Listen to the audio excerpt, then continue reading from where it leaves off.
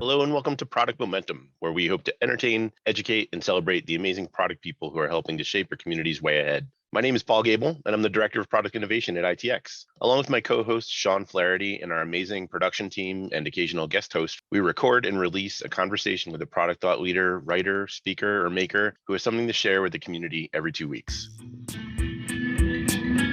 Hey folks, today I'm joined by a very special guest host, Roberta. Hey, Roberta.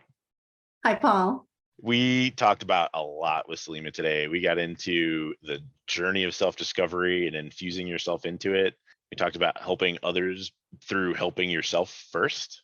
A new spin on the 80-20 rule and resiliency and grit, some of our best friends. We've also talked a little bit about customized pizza toppings. And we wrapped up with this journey into ourselves through the lens of those around you, being comfortable, being uncomfortable. It was a great time. I hope everyone enjoys it.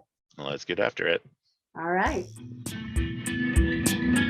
Well, hello and welcome to the pod. Today we're excited to be joined by Saleema Vellani. She is the 9X founder, TEDx speaker, best-selling, award-winning author of Innovation Starts with I. She's the founder and CEO of Ripple Impact, which is a business accelerator and community that helps entrepreneurs grow their businesses and scale their platforms. Saleema also teaches design thinking and entrepreneurship at Johns Hopkins University and is a frequent guest lecturer at business schools. She continues to contribute to Forbes and is published in 15 research publications, most recently promoting a circular economy and solving food insecurity through hydroponics and insect farming. Saleema, we are so excited to have you back on the show. Welcome. Thank you so much. Excited to be back here. So just to get us teed up here, why don't you bring us up to speed? It's been a while since we spoke last. You've got a fantastic book out. Can you share us a bit about where you've been and what you've been up to and what sort of this process of discovery and change has gone on? Have you kind of reinvented yourself over the past book launch? Yeah, so interestingly, I ended up writing a book about reinvention and self-innovation. And when we last talked, which I believe was a couple of years ago, I was earlier in the journey doing 100 interviews with a bunch of different leaders and entrepreneurs and innovators. And what I realized was interesting that self-awareness was missing from the innovation process. Oftentimes, as a design thinking professor and expert, we start with empathy oftentimes when we're innovating. And if you look back at, even just looking at the iPhone, a lot of people think is innovation. But what I discovered was innovation was actually a very internal process that starts with the individual. And Steve Jobs is an example of that when he was fired from Apple and went on his journey to discover himself in India. And then he came back and was able to innovate and to lead Apple to success. And so essentially, I think that with change, it's important to understand who we are at the individual level, whether you're a business owner, a product manager, if you're trying to design or innovate and ignite some kind of change, it's important to start with knowing who you are, what makes you unique, how can you create an original combination. It's not about just having new ideas. We're living through a point right now where I call it like the reinvention revolution, where we're trying to reinvent ourselves over and over again, reinvent our businesses. This change is just part of our daily lives. And so it's important to really think about how can we take existing things and combine them together in new ways. So for example, with the hydroponics and refugees, or a lot of the different businesses, ventures and projects that I've been involved with, it's important to start with the self. And in terms of my own journey, I didn't realize that the book would be a transformative journey in itself, and that it will lead me to reinvent from being more of an innovation strategist, design thinking expert, into actually doing what I was very passionate about, which was helping entrepreneurs and starting Ripple Impact. And the book was the catalyst to that journey. Sounds like, where a lot of product leaders tend to focus on this market focused or user focused awareness, until you really know yourself and know what drives you, you're not going to be bringing your best self to your team, to your users, to your product community. So in order to create new things, it's really an introspective journey of looking for where we're most passionate so we can show up as our best self. Is that an accurate digest? Correct. I think that a lot of sort of group speak happens when we bring people together and we have those workshops where we have the Post-its and the Lego and the pipe cleaners and all the fun materials. But essentially, what I always do is give people some time alone to be able to come up with lots of ideas and bring themselves into it and their why. And I think there's something really powerful there when we infuse ourselves and our skills, our journey, our experience, our stories into the process. So for those folks that are listening that might be looking to start this journey, can you give them some examples of how you've been able to take those moments where you realize this is something I want to be more actively passionate about? How do you turn that into this process of change?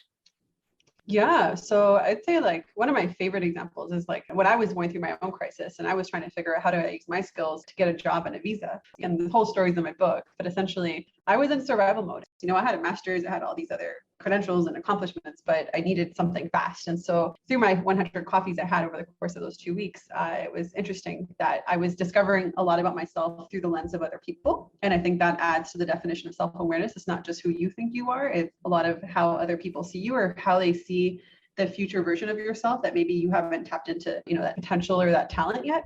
And it was interesting that one person that I met with saw that like, well, you're really resourceful and you have all this experience with marketing, but also international development, and you have these different things that make you unique.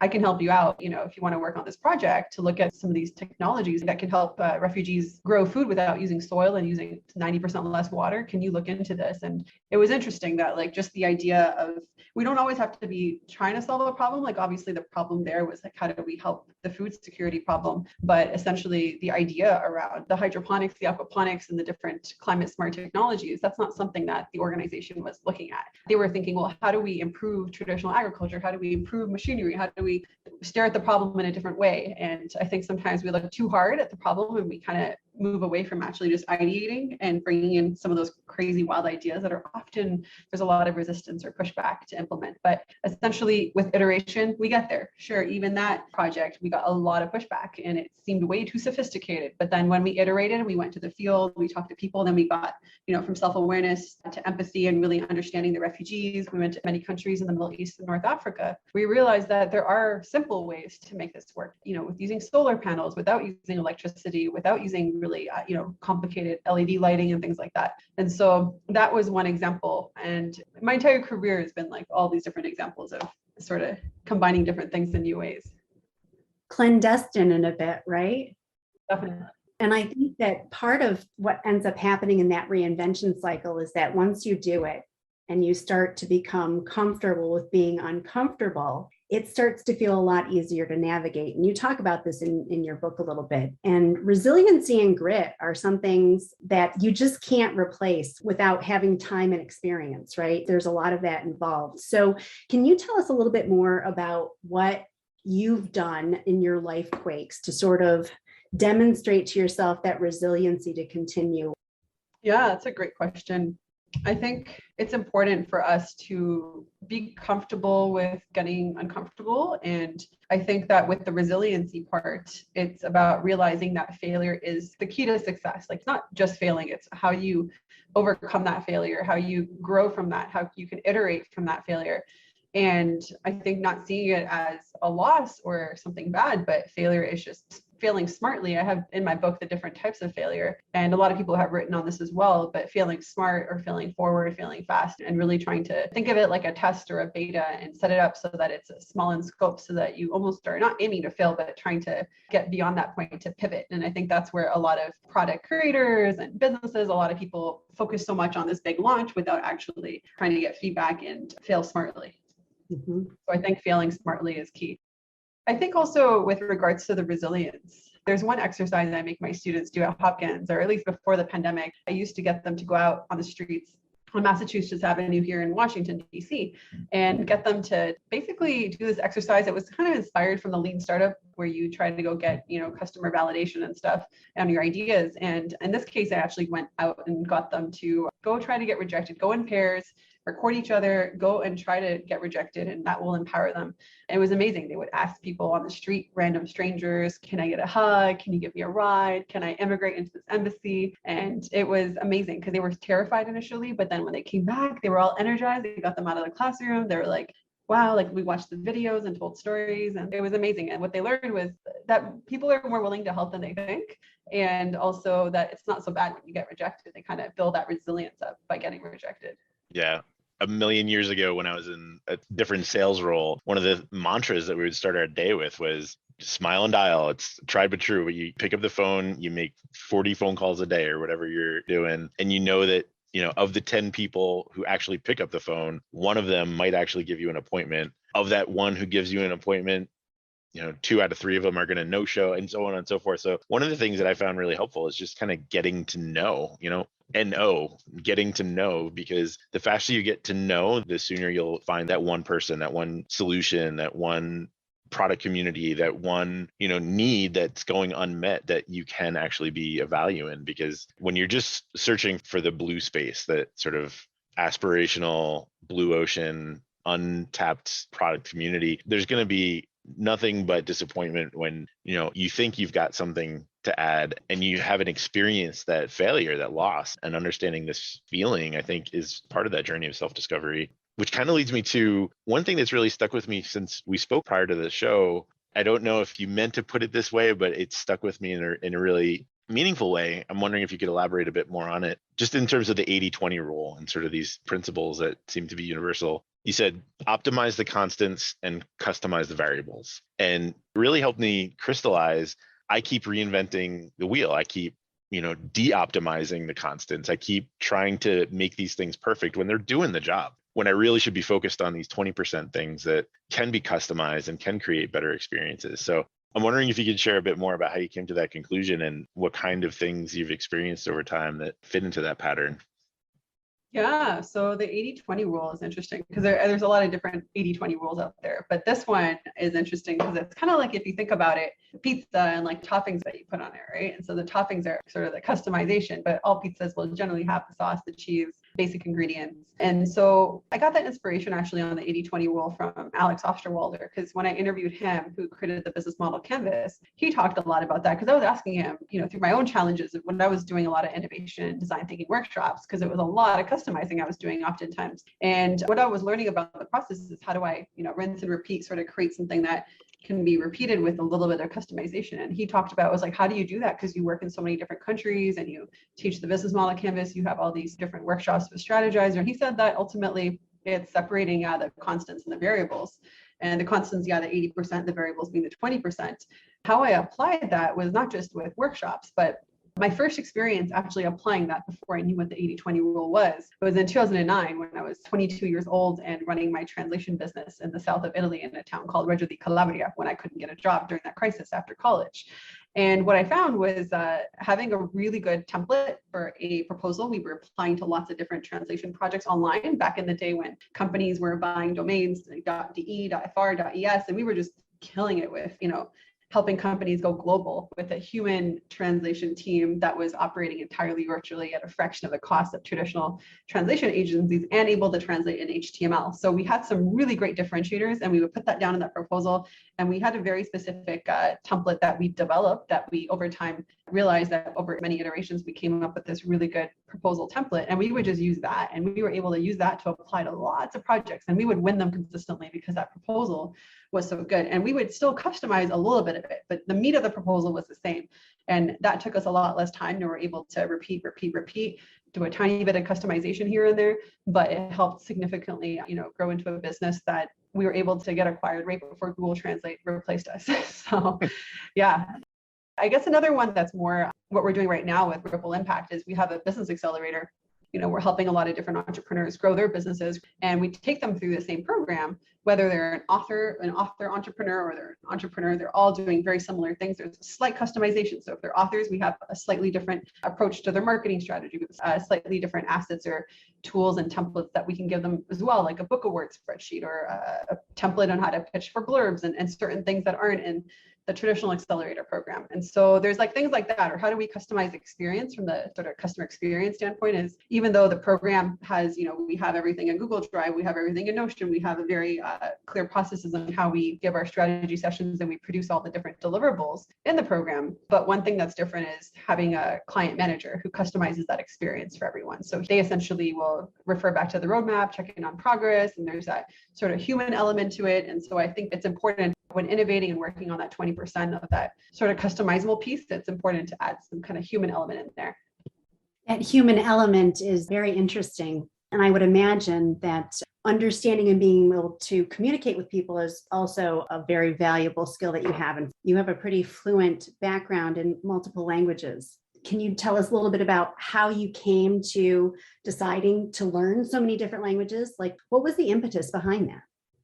Yeah, when I grew up in Canada, so I was forced to learn French. I wasn't that passionate about it. I did really well in it, but I actually realized I wanted to learn Spanish, which I didn't do in school until university.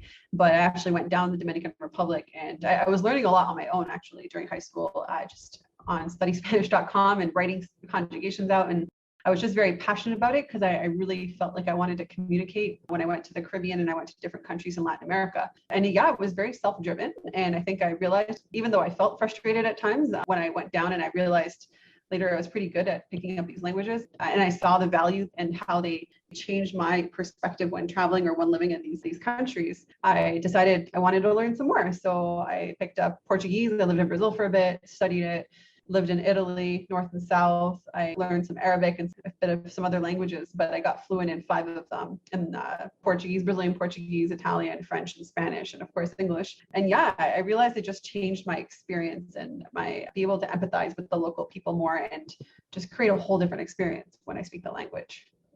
Yeah. And I also think too that your exposure to all of those different languages and the slight nuances between them helps you really tune in to what people are saying and some of those slight variations that words can take on and have through context. Another theme that I took away from your book, which I thought was really interesting, had to do with cognitive flexibility and how important it is to continue expanding that muscle of our brain. It's, I believe, one of the things that helps us bring those disparate notions together. Can you tell us what other kinds of things you do in your practice to expose yourself either to disparate thoughts or a connection to thinking that might produce a different combination than previously thought?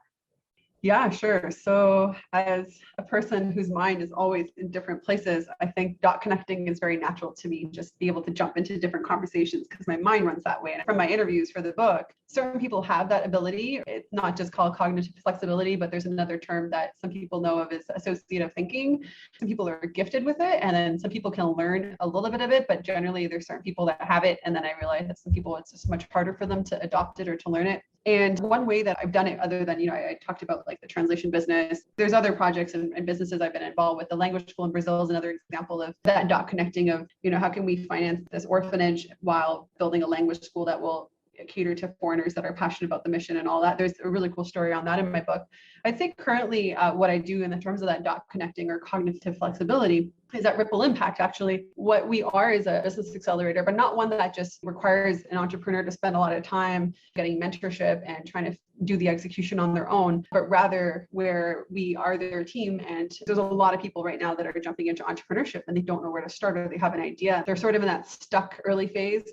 And one thing we did different is instead of just giving strategy, help and advice or coaching them or consulting with them, which is what I did actually when I was on the podcast a couple of years ago, was advising a lot of entrepreneurs. And I realized they didn't just need advice, they needed a team. They needed, they're like, Saleema, well, you've had this success because you've had a team behind you and I don't have that team. So your advice is great, but how am I going to implement this? And just bringing on freelancers or virtual assistants here and there wasn't enough. They needed somebody to share that vision with them and to partner with them. And so it was a really, really uncomfortable step because it wasn't necessarily my skill to do this. But in addition to strategy, what we did was we built an accelerator that included the creative piece. So we're like a strategy consulting plus creative agency as one. And there's no other accelerator out there that does that. And it's that unique combination of connecting those dots of like, well, they need designers, they need, marketers, they need copywriters, they need all these different skill sets to operate. And but people that are operating within the niche of helping them be experts or helping their businesses grow, but also really care about their business and not just be a freelancer that they hire to knock out some work for them, but we're working alongside them and partnering with them. And that's something that I would say is pretty unique in terms of using that cognitive flexibility.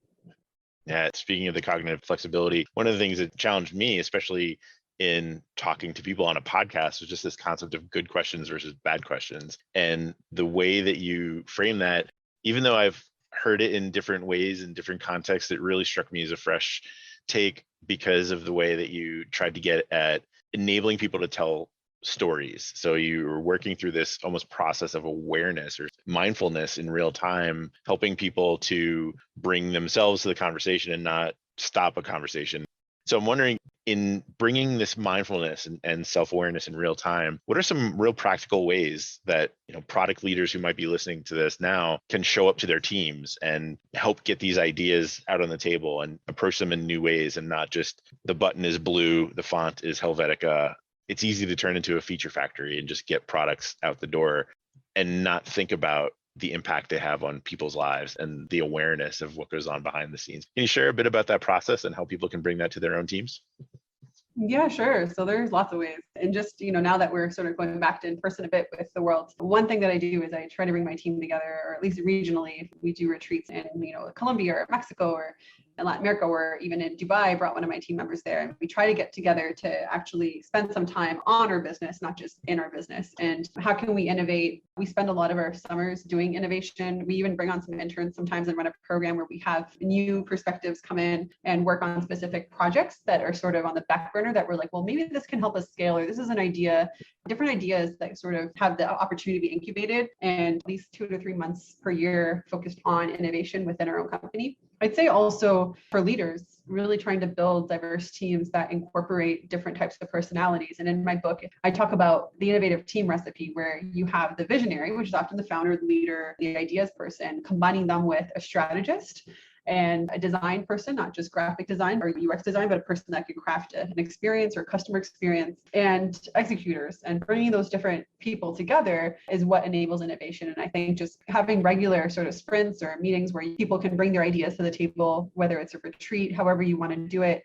I think that just giving them that space and evaluating what they say and figuring out how can we implement this or test it, even on a small scope, I think goes a long way. So if I'm understanding, I think what you're saying, it's really about being present in the conversation and not imposing an expected outcome on the experiment, but really taking a hypothetical stance and saying, I think this is what is going on, trying to disprove it, and understanding that there might be the potential for failure, and not seeing failure as a bad thing, but as a learning opportunity. Is that kind of where you're going with that? Yeah, like I think ultimately spending some time with the ideas and trying to put them out there and see how you can test them, and maybe merging those ideas. A lot of times the best ideas are not really looked at nicely at the beginning. It's kind of like, oh, that seems like a terrible idea, or it doesn't seem feasible. But then we actually iterate and we work on it, we talk about it, we look at it in different ways. I think that we can move away from, failing to actually having something that could be scalable or making a pivot in some way. And I think some of the best ideas that we've had, or some of the best improvements that we've had in my current company, has been through taking some space away from our daily operations and setting some time to bring those ideas to the table in a creative or, nature or whatever, in a different setting. And that's why we do those retreats. So along the concept of experimentation, Saleema, can you tell us a little bit about how you, in all of your years and all of your transformations now, have sort of developed yourself? Where has it come from? Has it been through others? Has it been through the journey with others? Has it really been a lot of your own just letting go and, taking that step forward of saying, I do know? Yeah, I think that I'm a person that generally will appreciate the validation from others. And so I generally like to hear what others have to say or how they see me. And so one thing that I did was, during the book interview process, I would often ask people, where do you think I would excel in my career based on our conversation? They barely knew me, but they just saw me positioned and how I was in that present moment, which would be very different than maybe people who had known me for many, many years. And so it was very interesting, some of the responses that I got. I would get their feedback on even like my book title, Innovation Starts with I was very worried about having that word innovation in the book title. My initial book title was Ripple Impact, and that didn't go so well. It worked well for the company, but Innovation Starts with I got a lot of pushback initially.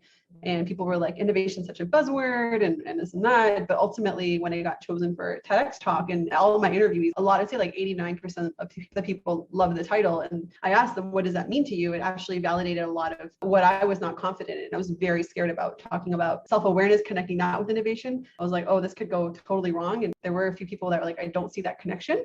And I sometimes took it personally. And I was like, actually, you know what? There's a lot of people that do understand that, and they have stories around that. And it was kind of scary putting something out there that it wasn't so mainstream. That's amazing. It takes a really brave personality to do that. And I happen to love the title. In fact, I also love the artistry on the book, but it's because I'm an Nancy Escher fan. So one of the things that we ask all of our guests before we wrap up, and we've got one from you already, I'm wondering if your definition has changed. How do you define innovation? That's in the title of your book. So to me, innovation is, how do we leverage existing things and put them together in new ways that create value, is how I would define it. I think that it really is about these original combinations. I think too many people think it's about new ideas, or they get confused with invention. And I think that there's so much stuff out there what I learned through the book interviews is we don't always have to be focused on solving a problem. Mhm. A lot can come out of ideas and then positioning those ideas to then realize, oh, this is the problem it can actually solve. I think when we're looking too hard at a problem, it's really hard to innovate. Awesome. And I'm going to ask you in a second, what's a book or a podcast or article that you've read lately that's inspirational to product folks? But while you're thinking of that, if I could just go back to the beginning and recap some of the big takeaways that I've taken over the course of our conversation today. One of the things that I found really helpful is back at the very beginning, we talked about infusing yourself into the journey and helping others by understanding yourself first. The image in my mind when we were talking about it was that airplane takeoff checklist. Like you have to put the oxygen mask on yourself first before you help somebody else. So almost this journey of self-discovery is the first step on innovation. Number 2 was the resiliency and grit and failing fast, failing forward, failing smart, and understanding that you can learn this type of confidence only in the practice. And then the third piece that we talked about that I really loved is this process of embarking on the personal reinvention journey. You have to get comfortable being uncomfortable. You have to understand yourself through the way others see you. You have to understand yourself through how you're going to be positioned, both as a business owner, as an author, with the title of your book, even as a way that you're kind of taking a stand. So is there anything that you think I missed? Yeah, I think you got it pretty accurately. I think the 80-20 rule, awesome if you can implement that. Absolutely. So back to our last question, what are you reading? Obviously, besides your own book, which we will link and love to share out with everyone here. What are you listening to? What are you reading? What are you watching that's inspiring you lately?